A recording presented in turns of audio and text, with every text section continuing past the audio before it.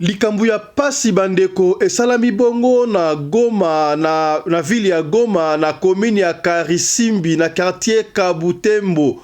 Et pas wapi jeune garçon to petit garçon ya 12 ans na kombo ya Gade maman na tnaga garçon ba maki mais ba bandi ba kangie ba enlever ba sangi famille na ngwa pesa $10,000 $10 esalite ba bomi mwana ba boake na libulo ya wese pasi ya kosakana te ba mama kotinda ka bana na ba 17h yango to kobeta lisolo ya lelo ele lisinga lisolo oyo totika la kana est pays to ke de bongo sika bwe na Bukavu et pas wapi école primaire merveille de Bagira école wana batonga ki yango en étage mais ekoinyo surtout pendant que ba maître na directeur bazalaki na réunion 12 bonso 12 ba kufi ya kosakana te pasi na Bukavu makambo ya boye est-ce que ba contrôler gité pona kotonga ndako étage ndengo ba beton ezalaki ndenge zelo ezalaki malamu to sime ezalaki ya marque nini yango to ko développer na émission ya lelo.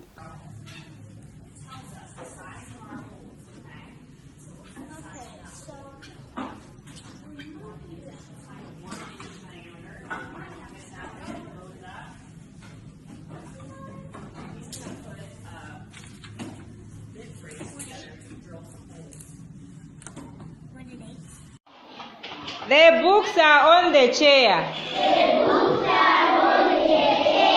The books are on the chair. The books are on the chair. The books are under the chair. Totika la kaka na makambo éducation bandeko na lingi comparer deux images oyo bandeko ba ko image oyo ba TikTok ba ko seka menga na tali yango na lisu mususu tala système éducation ya ba africain il faut échanger précisément ya biso ba congolais tala na Europe comment est-ce que bana ya ajoana ba liko zo pratique mais na Afrique ba otangisa batu bana les livres on the table livre likolo ya mesa est-ce que wana mwana okangani metala na Europe na Asie comment est-ce que bana na ajoana ba osa déjà ba mesa ya ordinateur ya à suivre la cette émission. Mouvement oya ba coup d'état na Afrique de l'Ouest tout ça la tension kala mingi te comme en Afrique centrale les sengé na bino interpellé batou comment est-ce que bandeko plus de 30 000 Nigériens ba se réunir bongo na stade pour la soutenir président na bango oyo asali coup d'état militaire wana kasi ataba CEDEAO ba lengi ba sala guerre na bango babi liboso bino bomba biso nanu après bozwa leader na biso sali mouvement oyo ya au moment baninga bazoko luka moyen liberté à vivre. Quelque part à Kinshasa, les gens dansent au Mbokekei. Est-ce que Komi suivez? On dit des milliers de personnes au Niger se sont rassemblées pour soutenir les putschistes. Environ 30 000 personnes se sont rassemblées dans la capitale, à Niamey, dans un stade, certains drapaient des drapeaux russes, alors que les menaces d'intervention militaire régionale se profilent.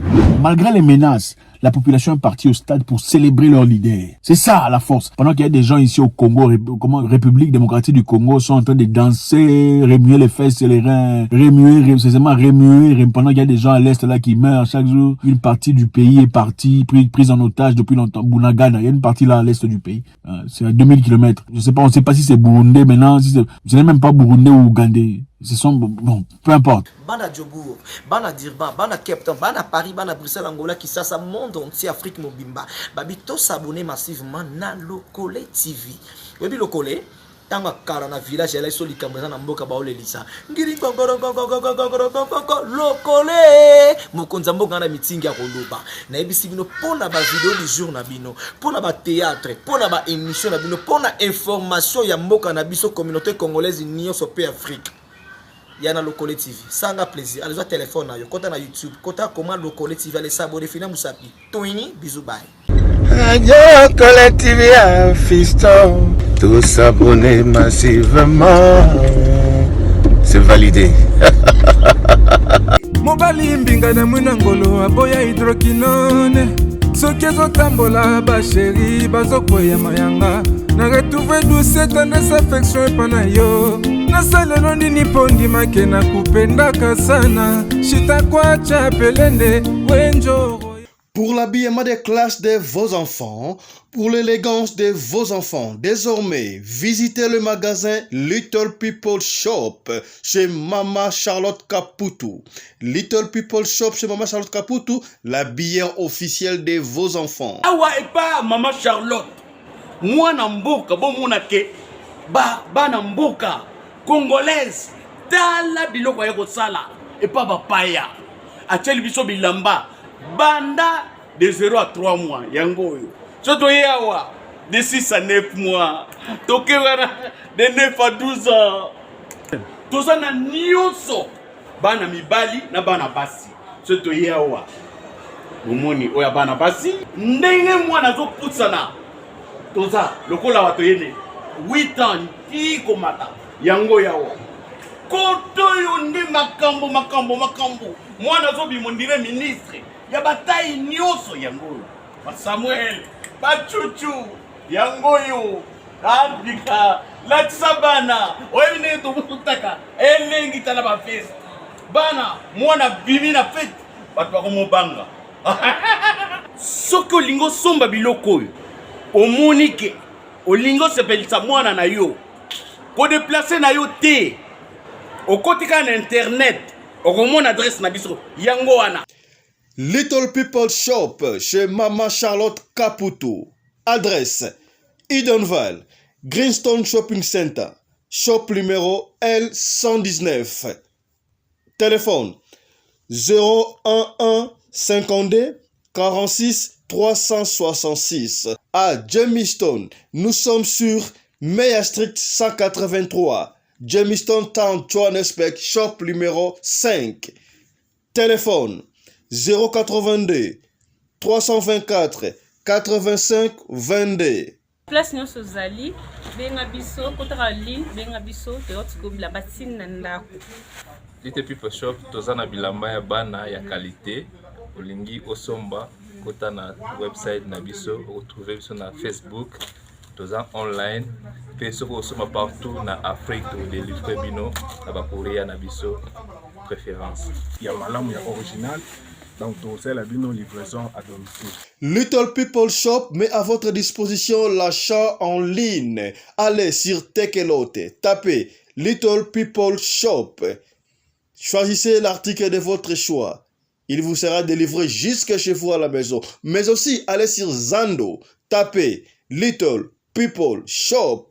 Choisissez l'article de votre choix. On va vous le délivrer jusque chez vous à la maison. Visitez notre Facebook page, Little People Shop. Little People Shop, ya biso moko. Little People Shop, ya bana mboka. Mbote na bino bandeko balandi ya radio loko télévision bisika nyos to bozwami. Merci na confiance pe fidélité bo pesaka na biso na radio lokole.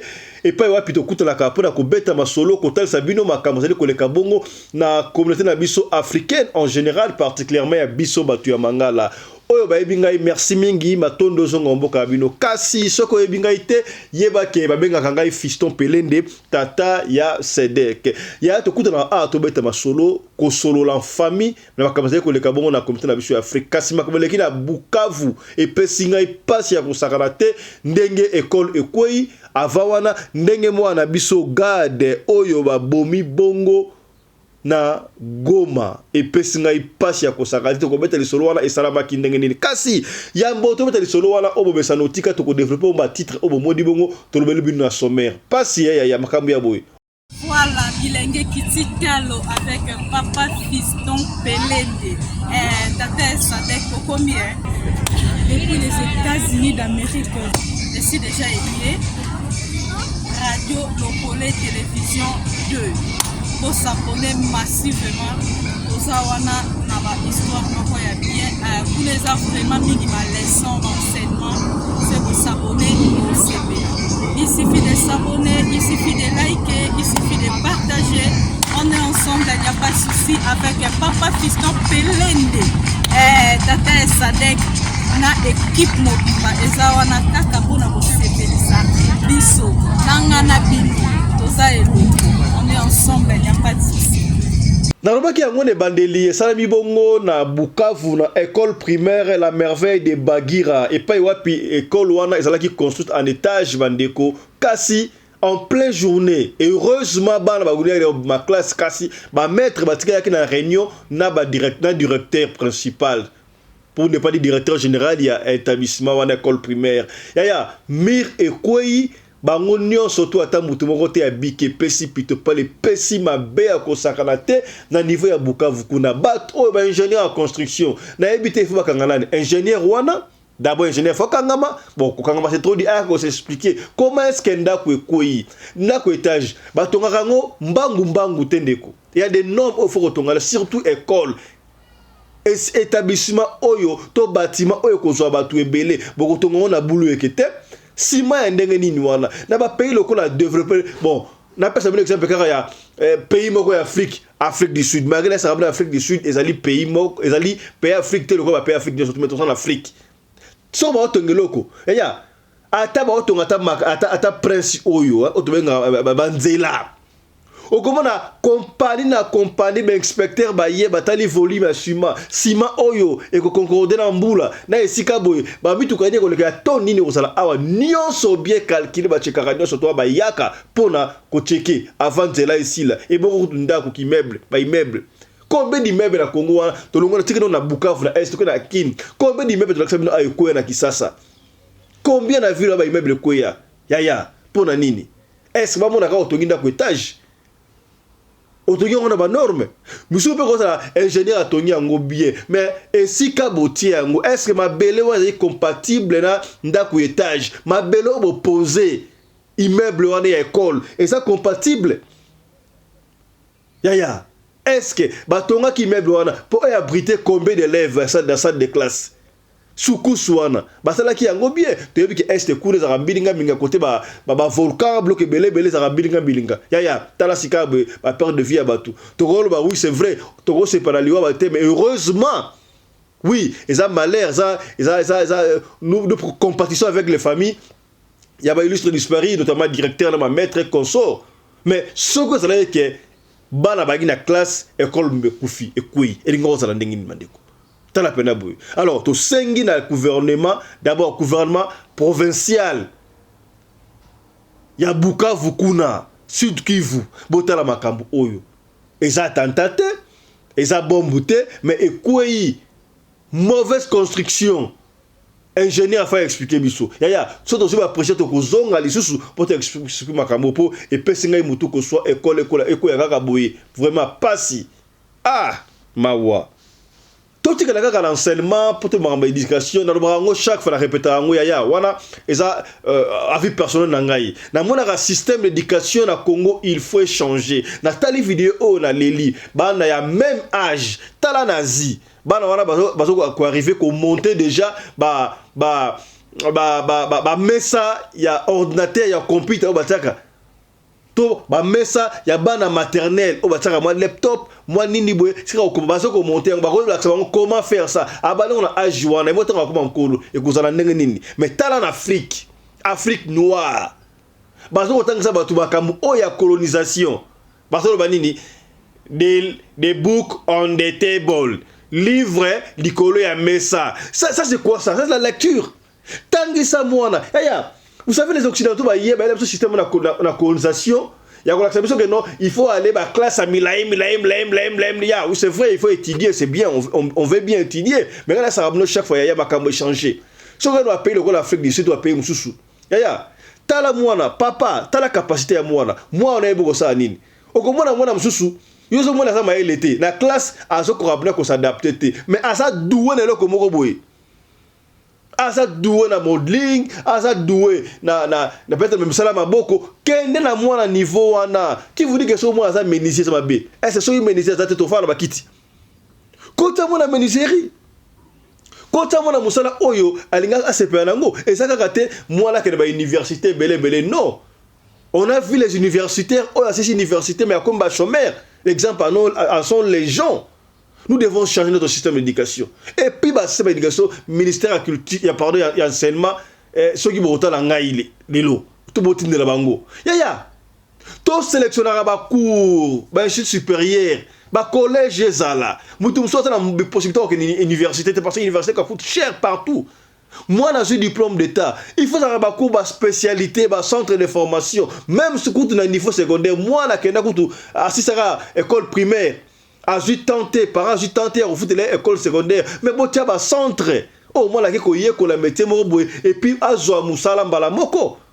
ekosunga biloko lokola ba géographie yaya boyebi na Afrique du Sud par exemple batangaka géographie ya Afrique du Sud ba richesse na bango superficie na bango et consort makambo ya étranger mwa mukie kaka mwana msala Sud Afrique autour na ye oyebi pays ekola après ba pays muso ya mité ba yebi yango te mais biso ba ko la géographie bo tangisa biso makambo belé pour ye vous devez nous enseigner vous devez enseigner à nos enfants la géographie de la République démocratique du Congo tala lelo Rwanda tangisa bana yeke no superficie no Congo ayiba mabele ya Rwanda bana école primaire bana mutunu bango ke no Congo ayiba mabele ya Rwanda donc bana ata ba ko mikolo ba yebi que un jour il faut récupérer mabele na biso alors vous devez changer votre système d'éducation géographie tangisa bana c'est plutôt Rwanda qui doit mabele na Congo. Est-ce que Bokomi? Est-ce que Bokomi? C'est le moment. Tant que ça va Bayebaka. Autant que ça les États-Unis produisent plus de 2000 véhicules par jour. Oh, Jeanne d'Arc, l'histoire, Jeanne d'Arc. Non! Il faut abolir l'histoire. Tant que ça va Vuluzi Kimbangu. Tant que ça va Lumumba. Tant que ça va l'histoire en Boka. Le Congo, c'est pour ça combien? Tant que ça va Bayebaka. Eri yangoyo o tolobi te tolobi aya o ezali émission fait à conscience te ngakutu mukolo boye na nenga mabete yaya bebi yanga na iba minembwe kaka tama mama bagero ba ndio minembwe ngana iba minembwe te est-ce que na kosi e bele iba iba minembwe te il y a des localités auto yebi yango te na Congo to yoga ta ba bagero ba bunagana ngana na ebité bo ça ils en a ngwa bete ngana za ngo geite la vérité ngana eba bunagana te peut-être ba te ba bunagana te et par exemple en légion te que bon ga sikoyo mais oh soki batangisa biso ngo na géographie na école boalu baji tungo tala tango bajoka Goma na M23 série ya Kabila ndenge sala mal au cœur pour to yebi Goma. Mais ce que vous avez dit, c'est surtout ya mboka na biso te super visiter. Bana ba na sucha mboka ndenge nini. Au moins mboka ete kama. Ya est-ce komi? Okomi. O to loba kité. To lobi. Ya to que ne sika boye na mouvement oyo ya ba il y a beaucoup d'état et ça en Afrique de l'Ouest kuna ba na Mali et na Burkina Faso, sika boye na Niger. Nous surtout balingite France a dirigé l'Afrique parce que France a choisi les pays africains francophones en otage. Babandi ko se réveiller et ba rolinga yangote. Bango ba comme le bladia ba traître ba libanda à l'époque ba kanga Sédar Léopold Sédar Senghor traître na Félix Houphouët-Boigny à Côte d'Ivoire traître sika boye balinga ba sa révolution na bango Macky Sall président Sénégal toujours na Côte d'Ivoire Ouattara ba olinga ba s'imposer bo ça la guerre na pays à Batou pour na bango balingi révolution ba na besoin président ante bino ba ko contredire ça on peut pas accepter et il faut faire attention aux choses africaines c'est pouvoir risque d'arriver juste en Afrique centrale c'est un moment pour interpeller les dictateurs africains yaya era ngoyo to loba kité présence africaine tous les présidents africains vous devez vous réveiller corrigez vos erreurs voyez là où ça ne marche pas écoutez votre population. Pendant vos campagnes électorales, vous allez dans à la population, vous leur dites faire ceci, faire cela. Vous partez même dans les endroits qu'on ne peut pas même arriver. Vous y arrivez pour bâtir vos campagnes. Et quand vous votez, au comme la poste au bandit, au jet privé, au tambour, au bossani. Et ça, on pense même dans ma députée. Et Riango Yaya. Mouvement où il y a beaucoup d'États, ça risque d'arriver en Afrique centrale. Est-ce que beaucoup mis au Toloba quitté et Riango to bongisaka. To bongisaka. Coup d'État aura un impact sur la population boyangote. Ce monsieur population c'est boyango. Mais sur la population dimi. To mona yango de temps musée ya ko longola Kabila. To ndima po ani. To yamba Kabila maboko kufungwa ma Kabila de père à kota pour to ndimaka. To beta to batumba basala mabe na kingasa na chango. Pour nini balenga Kabila.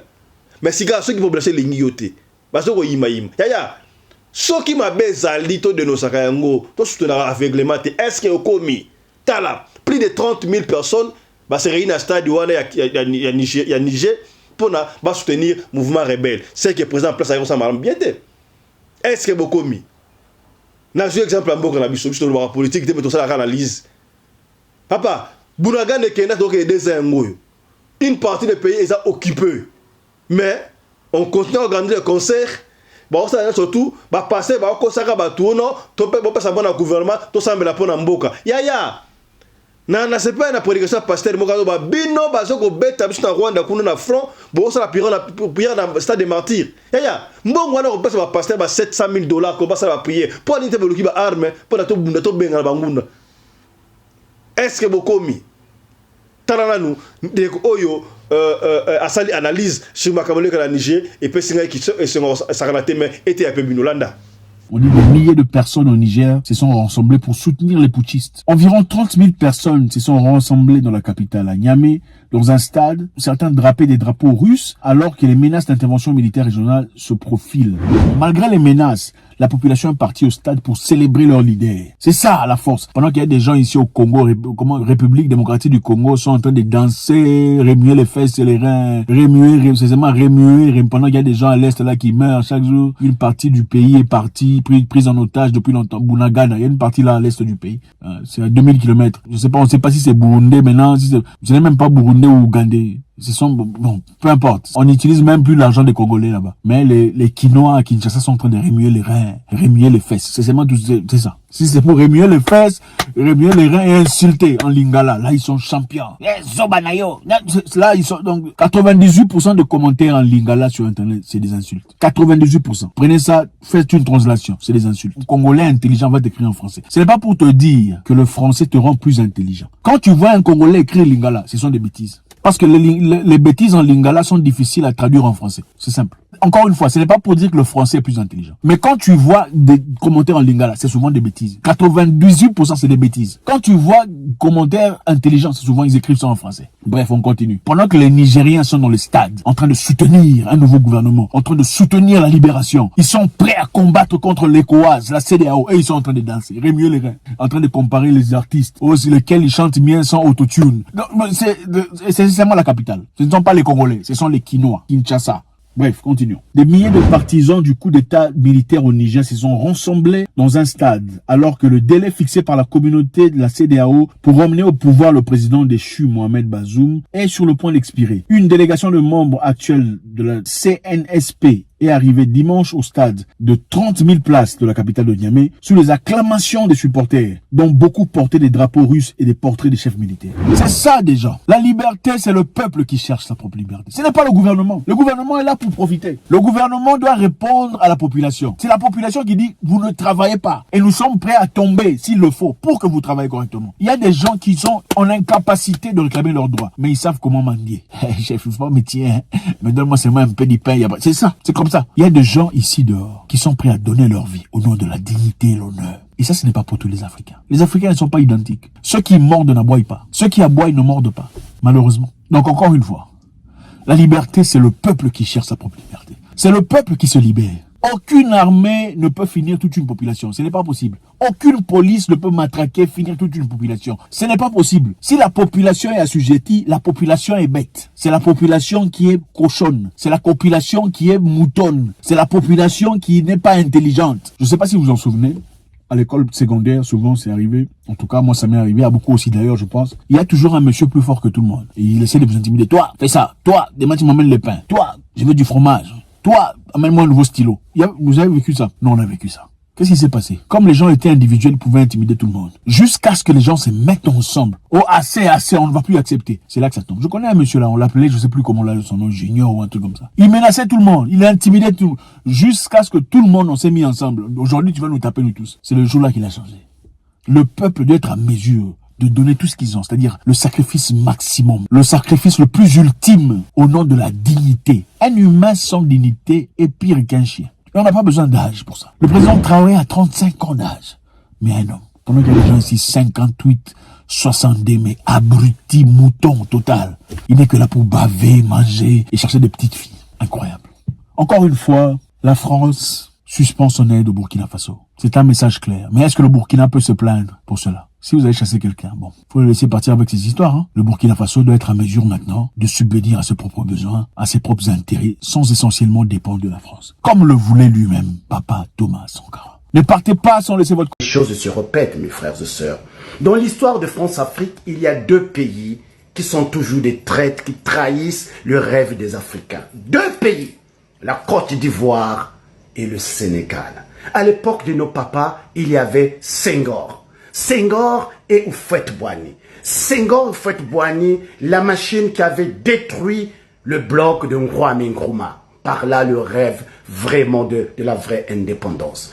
Ceux-là, ils étaient contents que De Gaulle puisse punir Sékou Touré qui avait dit non à Charles de Gaulle. Ils étaient contents. Et ils avaient même voulu, ces deux-là, que nous restions encore dans ce qu'on appelle la communauté, ce qu'ils appelaient la communauté. C'est-à-dire qu'on ait encore les cordes au cou.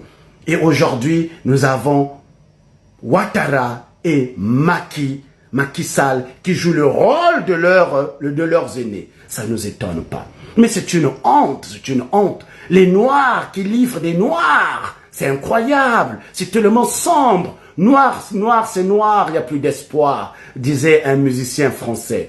Mais pour vous, les afro-descendants, qui vous posez la question, pourquoi l'esclavage avait bien marché en Afrique? Comment c'est fait? Oui, on était puissants, on avait le vaudou, on avait tout. Mais on était affaiblis par nos propres frères. Ceux-là même qui prenaient les Noirs, qui venaient les chercher dans les villages pour aller les livrer aux Occidentaux qui étaient dans les comptoirs au bord des côtes. Voilà le problème de l'homme noir. Et pour tuer Patrice Lumumba, il a fallu la participation d'Mobutu. Et pour tuer Thomas Sankara, il a fallu la participation de Blaise Compaoré. Pour ne citer que cela, Marengwabi, on connaît l'histoire. L'homme noir n'est-il pas à l'origine de ses propres misères?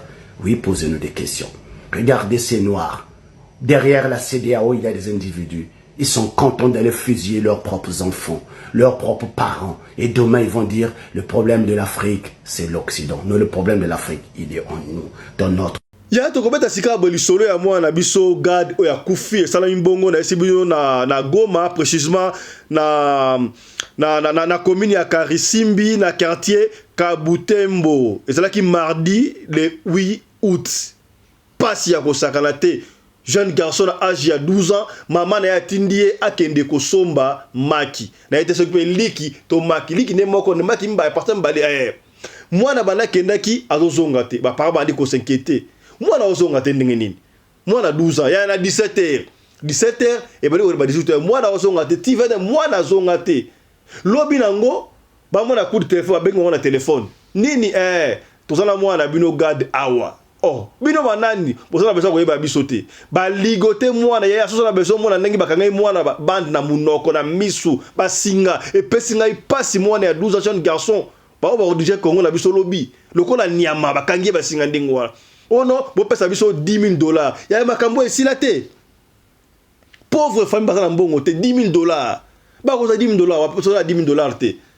So bo pesi te basi 48 heures moi na bino okufa ya famille ane luka zata la ko papa na bango papa na bango comme na ye Pacom Bifuko voilà Pacom na dit ça Pacom meto Pacom Bifuko voilà ba luka ba monate ba esi bango to zimbongo te to daka na $1,500 $1,500 to zoate. Bon pesa biso 5,000 so bolingi $5,000.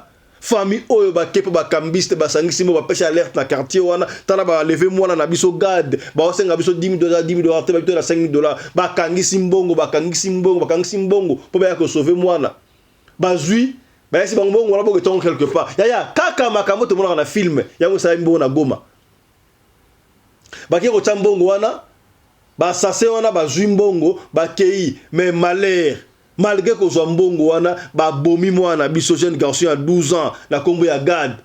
Chose grave ba bois qui est na dalle ya na moni corps sans vie à mwana na dalle pesinga ipasi avant wana mwana libakaki ba singa lokola ntaba ya ye kolelisa yo. Ba parents tozo ko ba butu moi tongo pourquoi ya kozwa mwana les animaux se quitter. Comment est-ce que mwana 12 ans il est encore petit garçon. Au tinda ina va 17h. Nalobaka chaque fois ya botala na Goma kuna. Lelo ko na Goma, lobi ko na Kinshasa, lobi kuna Paris, lobi kuna Afrique du Sud. Ya nalobaka chaque fois papa maman kendaka kotika bana kelasi. Surtout une école primaire. Kenda kotika mwana kelasi na tongo na midi OK kolingaka te bana ba bima yo avokoma comment avant na zo mwana zala sûr que récupérer mwana ote na ndaku ya mukile baby tala oyo ba mwana okapamba est-ce ba bomi wana balongoli nini na kati on ne sait pas babomie par plaisir compte à rendre teka mutema mabe yaya mutema mabe niveau komi ko shooter yaya bako ina oka kapete po mwana ta kitoko po petita petita azo beta na nenga ba jeune garçon azo beta fa mwana na somo ki ya pesinga ipasi mwana oyo god yaya bako ina oka po someli mwana yo catch Adidas bako ina mwana yo kaka balini yo po someli mwana yo catch ya Michael Josh po someli mwana yo polo ya Michael Josh po someli mwana yo manette ya Michael Josh ba ini yo yaya mikolo ko ina ko je muke no ko muke ba ini yo bazoko ina yo po someli mutuka moko songolo paka ya sika kutu pete ya occasion bakati lokola yo obongi yango wana zo da profiter pour na ko interpeller bino yaya ko benda bino matoyi salaka attention yaya vina biso to me na réseaux sociaux te yo osoyi moi chemise okangi photo otena na Facebook osoyi moi nini okangi otena na ninyo yaya keba pour aller encore plus loin to publier kabana te o bana statiner ojote mwana na nga bébé et comme ko tina mbasi moi ça na zemi wana bandi zemi otenga na Facebook zemi ya 1 mois zemi ya 2 mois pour ça na ngoni ni ya bakadi un peu bazali okomona yo to beta basolo awat et là ki zemi 3 mois elongo zemi ko imba ya pamba pour nini yo mo s'exposer okangana ndoki ya tala mwana na biso yo kufaka pamba boye balobinine to super précision te est-ce que et ça compte à rendre te pour aller ko senga mbongo mais na même on dit na profiter ba yaya to tambola kamalamba mama pe na ba papa na beti na bino lisolo mo awa na Afrique du Sud oyo ndeko moka bande ko funda ba to ba ngaba kene mikili o mona ka ekoma fait cadeau yeso wa do so mtaka kele poto ka akangi bebi ki to kendara poto toujours ndema UR moko ne zalaka ya zo funda ka ba na immigration Afrique du Sud jour ba kenene na ndaka ba mona ete ba zwa kanti ba kuta maya moto etoka ba zwa maya moto ba sopela mwana na ye mwana kufa pona nini kanda ya papa mama tambola ka nini wala zo interpeller ba de robso de la YouTube surtout ba ndeko na biso ya basi yaya oza mama na bana ndako yo zeka na YouTube pona ofinga est-ce que pona batu batala na télévision pona ofanda otala batala ofinga rara ozo finga sans cesse ba bêtise tu oublies que lui au cause la botite oza jeune obala na mais lobi okobala okobota YouTube etikalaka misuku na bali asana mbali na bana mais azo ofingaka mais ozo semi na kata bana yo oyebiti ozo na pa bana yo tobala ba ndoko na mama na bino finga ba télévision mama na bino boye papa na bino aloba makambo sanga tina télévision yaya o to lobaki te to lobi o ezali émission éveil à conscience est-ce que bokomi voilà tala ndenge mwana biso gad akufi na Goma kaka boye yaya pasi morgue ebembe njoto na ye eza na morgue ba beza na morgue ya hôpital ya Heart Africa na Goma ezali kuna programme na ba PCT to beti di solo oyo pona ko interpeller ba parents yaya zalaka na bana yo partout zalaka na mwana za héritage yaya ebele ba oluka ba tala mwana 12 ans imaginez oboti dans uzemi maman même 9 mois et koki oboti okol sa mwana inane déjà tina 12 ans c'est pas de vin à boire c'est pas de l'eau à boire bandeko mwana kufeloka kaboyi akufa tena circonstance mususu teke oke hôpital azaki malade akufi mais kaka boyo tindi mwana maki sope liki ko liki papa mama po ani yo mo kena ko liki te yaya je sais comment ça fait mal ko enlever mutu yaya ngai o tata sedek ngaba leva ngai pour la ko soba na kela sto ebi histoire wa eza bona chaîne na biso na telema na parka mutuka 20 la otam la ose la bana batanga munduki babimisanga na mutuka batanga na se ba leva kenda na nga 2 jours yaya la yebi c'est loin la fixe ça qui se va lever au kozonga te mais biso bana mvuluzi kimbangu bana elaka na zonga batu ba ondi mate mon ami personnel commandant ko Anderson de Jobu abenga boye azinga abandi ko la téléphone tata Sedek boye pona ni eza yo na abi commandant Anderson Congo de Jobu mon ami personnel zalinga ya habité na ondi mate ke zaliyo ça elanga vidéo na sala vidéo wana le kana bashara bande comme sous merci Alexa yango na yebi comment ko enlever ça ndenge nini ya et moi so akwa mwana siko traumatisme ndenge zala ki wana yaya pasi ete abino o to lobaki te tolobi tala moi lisolo muke toyaki na ngo pour informer à ces concerts moi na biso garde oyo ba lever bongo na Goma tobeli bima toyi o toloba kité tolobi na pokwa lelo tozala bongo na frère Johnny pour na témoignage numéro 9 ya frère Johnny est-ce que bokomi c'est que bien yaya soki soya ko bete zali bande ko ba pese so masolo na to beti te bo mitungisa mate to na kaye liste zali awa to ko beta kaka masolo na bino to na malai malai to ko beta masolo ba nyoso tu yo posa na lisolo yaya ko bomba ngote ko bomba ya ngote pesa to ko beta yango papa ya Suisse ayeli susu e to te ko beta de masolo awa ya jeune fille oyo so asalika 10 ans de fiançailles mbeba ki makaye à répondre na maman oyo a fait témoignage oyo maman na kota na nzoto oyo maman zindage photo na prison ya bandoki na Namibie papa ya Suisse à répondre makambo wana et puis francophonie o bomona ka francophonie nzoka na monde spirituel ezalaki makambo susu papa ya Suisse a tumbi mboka abangite boko sanango lobby. Merci na Chris Larize, réalisateur et émission Oyo. Merci pen assistante na Winnie Larize Pelende. Merci na mamari na Rumbi Larize Pelende, coordinatrice de la chaîne Oyaya, to partager. Partager émission. Dans le bar à chaque fois que émission Oyo intéressé au thé, peut-être vous intéressez de Komoko Songolo et Sikamoko Pakala. Merci pen à Michael Josh, sponsor officiel de la radio locale, télévision et si quand on aux États-Unis d'Amérique, Woumela Michael Josh. Bon combien c'est que bien. Merci pena maman Charlotte Caputo, sponsor de la biso pedi susu on sala que mission Oyo et que toujours du bosso la bière officielle yaba na bino. Soko lingi mwana kotanga na école aviation commercial to militaire benga maman Charlotte Caputo publicité et collègue tout de suite là. Yaya, on se retrouve le soir na frère Johnny. D'ici là, portez-vous bien. Santé les frères à tous. Chap chap. Et tchara. Radio Collectivia, fiston. Tous s'abonner massivement. C'est validé. Tout le monde Kambouya, Mike Josh. Mike Josh. Bon, moi, que compagnie.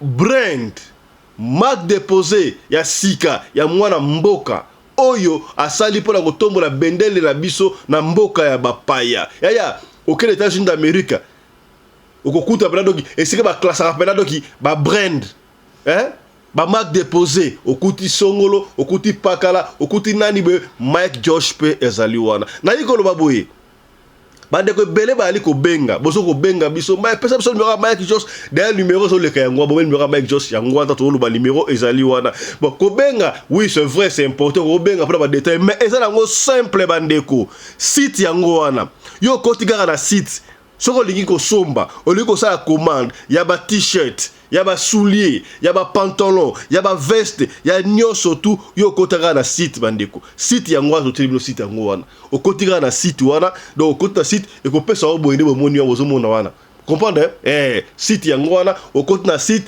Mike Josh ok côté ya ils ont trois barres na droite ya téléphone na auto écran au côté wana marché au talib article ça na kati ba montre ba sapatu ba perpète ba tout petit ba veste ba élégance ya kosaka la te nyoso tout o ko besoin ezali wana tout la griffe wana mboka ko vous comprendre na arrivage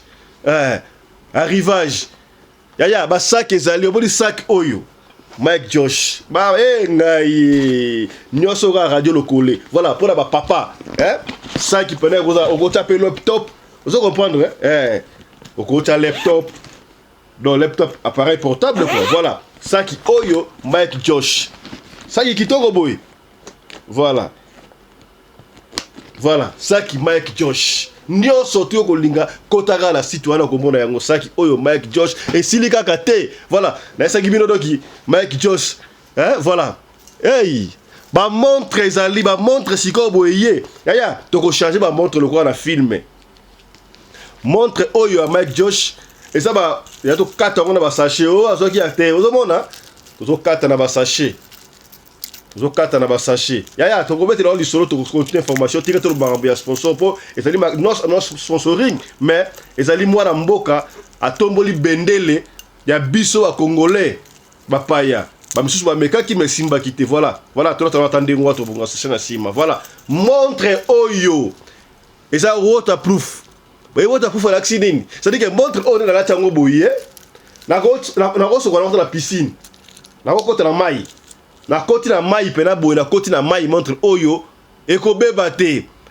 yaya montre ni olataka soki ezalaki ya griffe ya mundele ya étranger ne mbangu o griffe wana ye soki nini soki songolo paka te yaya Mike Josh ya mwana mboka montre oyo na kodina na mai na sokolo na piscine mpo kaka toza na hiver soki toyai na été bobwenga na plonge na piscine na action moni montre pena yango oyo eza ebele yaya kota na site wana kota na site commandé soki o comprendre te benga Mike Josh numéro yango wana obengi ye yaya kobenga ete pona osenga musala epesi passe rapidement bande ko bozo le numéro to benga ka bandi pona makambo benga makambo sute benga ka pona oyeba kosala commande na yo pona commande obengi pona commande soko comprendre te soko possibilité de comprendre ezali soko ko na site okomona nyonso tout ezali noir sur blanc bandeko yaya na ba lunette Mike Josh comment dire comprendre est-ce que vous comprenez Linette Mike Josh yaya nyonso tout osalango besoin ya ko data ezali na Mike Josh atayo moko to supporter te yaya biso na bango différence yena c'est pas la ba défilé de mode ba musicien bozali wapi ya nzambe to ya mokili ba pasteur benga Mike Josh soko zuete benga biso na radio loko to ko lakisa o ndenge nini yo benga kobenga yango te pona ozwa ofele na talu mukie kota na site sala commande ba mission so zakala kisasa sala commande to sala wapi sala commande kota na site wa to teli yo site yango wana kota na site tala ba article nyonso tout et puis sala commande na ligne okozwa bandoko oyo déjà basala commande basi ba juju ya bango déjà ba ko témoigner pe awa yaya to na ma précision mo mukie pona ba kamu etali ba Super Wax hollandais. Nasa gibino Mike Josh. Oyo azali bongo sponsor na biso na radio de télévision. Azalaka bongo na actionnaire. Moko ya actionnaire na Visco. Baby Visco te. Visco ezali compagnie oyo salaka ba wax hollandais, salaka na Hollande. Yemoko Mike Josh azali aux États-Unis mais azali actionnaire problème te. Alors, bande ko babenga ki ebele, bande comme ça personne qui commande, on a besoin il y a 10 pièces, on a besoin il y a 15 pièces. Et ça la mabouille. Boye ba ke et comme on a pris des gros. Alors prix de gros on a pour Mike Josh ateke la yango ba ko yako tiki la yango tinanda ko na to na boutique na adresse au go pesa. Et sengeni na yo osko kuza 50 pièces seulement. Bazo banda côté qu'à partir à 50 pièces seulement. Et ça quantité moko industrie pour prix à mukie wana batie et ça pour na baso mango. So ki osala moyen ko so mango te bandeko. Soko pesi order wana to proposola ki yango okopesa na yo order na yo pesi commande il y a 5 pièces, il y a pièces boko, il y a 10 pièces, il y a 20 pièces. Boko zelati ekoka 50 pièces comme ça Mike Josh a fait sa commande na Visco et puis ben ko livrer yon DHL s'il vous plaît, tin adresse oyo ko pesa. Est-ce que vous comprendre? Ce que pesi commande na yo, nga lingi nga 10 pièces ko lelate, ko bangate et ko ya ba ko pesa au délai oyo 10 pièces de ko ya. Ce que lingi ozo ngo dans 2-3 jours 50 pièces malamoko. Donc bande ko bosa na Europe, bosa na Afrique, en fait na Belgique, na Espagne, na wapi partout, na Congo, na Angola, bosanga, surtout ba Congo Brazzaville, boteka kama puta, mama ya Congo.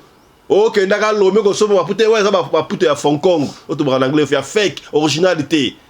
So mbatekla ba Super Wax original na Mike Josh. Bo sangisi muke bo pesi commande bo ko zo yango te o to loba kité, to lobby. Ils pour na Mike Josh. Moi na mboka zo tombo na bendele na mboka ba paya. Te c'est que bien. Dans le cadre de soutenir la vision du chef de l'État dans les domaines de l'éducation, Mama Charlotte Caputo, la femme de fer, facilite à vos enfants de venir étudier en Afrique du Sud. dans l'école de l'aviation, apprendre à piloter l'avion commercial ou militaire, apprendre à piloter l'avion de chasse, apprendre à piloter l'hélicoptère commercial ou de chasse, mais aussi apprendre à réparer les avions commerciaux ou militaires, des hélicoptères militaires ou de chasse en Afrique du Sud. Bandeko, yo mutolingi mwanona koma pilote commercial to militaire. Avantage yango yo. Obengi na numéro oyo ya Mama Charlotte. Ako guide bino. Ndenge nini mwana na yo ako sa la classe ya pilotage. Alors, avantage nyonso hébergement minerval. Olingi mwana na yo ayeba ko bongisa ba moteur ba avion. Benga Mama Charlotte en Afrique du Sud. Madame Charlotte Caputo et ses collaborateurs mettent un hangar plein d'avions à la disposition de vos enfants qui viendront apprendre ici en Afrique du Sud. Voler à l'espace sud-africain, devenir un grand pilote commercial ou militaire. Contactez Madame Charlotte Caputo. Devenir pilote d'un avion commercial ou de chasse n'exige pas un diplôme d'État. Un certificat d'études primaires suffit pour apprendre à piloter l'avion commercial ou militaire. Les appartements confort pour accueillir vos enfants lors de leur séjour ici en Afrique du Sud. Piscine, salle de bain, salle à manger, cuisine, lavabo, tout pour accueillir vos enfants. I stayed here from 1 year ago. Oh, people coming from Congo, you're very welcome to come here in South Africa. It's a Mama Charlotte space, very beautiful accommodation. They take very good care of us. Bino batu boyebi anglais te, alobi boye. Grâce à Mama Charlotte, lelo yo ba Tanzanien bazoye kola avion, bazami balé, mwasi na mobali. Et bon bino na Congo. Ozo zelanini. Pour tout contact, appelez-nous au plus 27 82 32 45 522 ou encore contactez Radio Locale Télévision au plus 27 61 88 58 455. Papa, maman, mwana noya koyekola kopusa avion militaire pe commercial, hélicoptère militaire pe commercial, kaka na certificat d'études primaires. Et bongo yozanga, hâtez-vous car les places sont limitées. Mama Charlotte Caputo, la femme de fer, Tokumi Sayo Ndenge Nini. Merci pour l'opportunité, maman.